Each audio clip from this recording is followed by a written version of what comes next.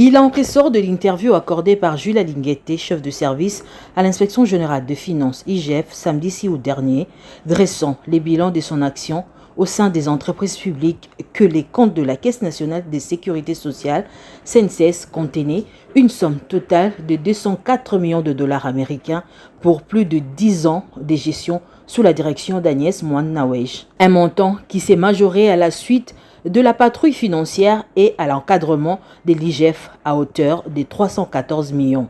En plus, la mission de l'IGF à la CNCS a conclu à une mégestion pour les 2 années contrôlées, 2019 et 2020, ce qui a conduit à la mesure de suspension à titre préventoire depuis plus d'1 mois de la directrice générale ainsi que le président du conseil d'administration.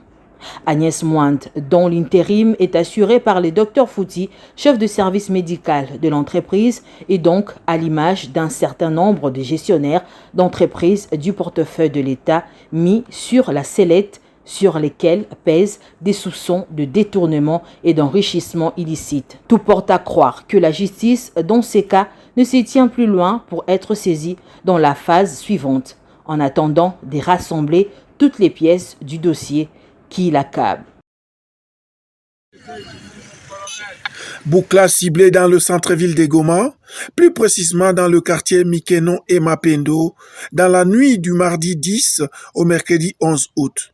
Un bouclage dicté par les services de renseignement en vue de dénicher les étrangers suspects et les malfrats, comme nous l'explique ici le général des brigades Chinkobo Guilin, commandant de la 34e région militaire et commandant en place lors de son débriefing. Il a été remarqué dans la ville ou dans la périphérie immédiate de la ville la présence de certains étrangers dont on soupçonnait leur régularité. C'est ainsi que le service de renseignement nous a renvoyés dans ce quartier-là, Mapendo et Mikeno, qui sont vraiment des quartiers en plein centre-ville de Goma. D'abord, ce qui nous a beaucoup plus intéressé, c'est que nous avons arrêté une trentaine d'étrangers. Parmi ces étrangers-là, nous avons le Rwandais, nous avons les Ougandais et un Burundais. Ce que nous faisons, c'est dans la continuité de l'état de siège. C'est-à-dire c'est une opération parmi les opérations qui sont dévolues à l'état de siège. Au total donc, 243 interpellations, plusieurs machettes récupérées, des boissons fortement alcoolisées et du chanvre à fumer.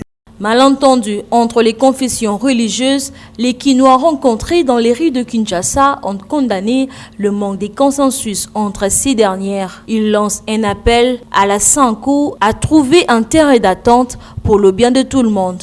Les confessions religieuses, entre eux-mêmes, sont censées avoir une bonne moralité et un bon sens des choses.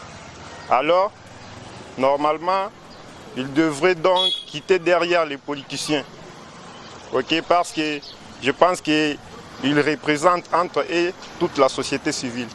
Nous demandons aux chefs des confessions religieuses de se mettre quand même ensemble.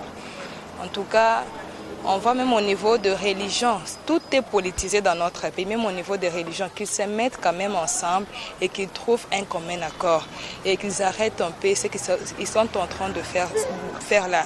En tout cas, c'est un comportement déployable de notre part. Si les Congos étaient au centre de toutes nos préoccupations, je crois que c'est quoi qu'il y a entre les confessions religieuses, nous n'allons pas les remarquer.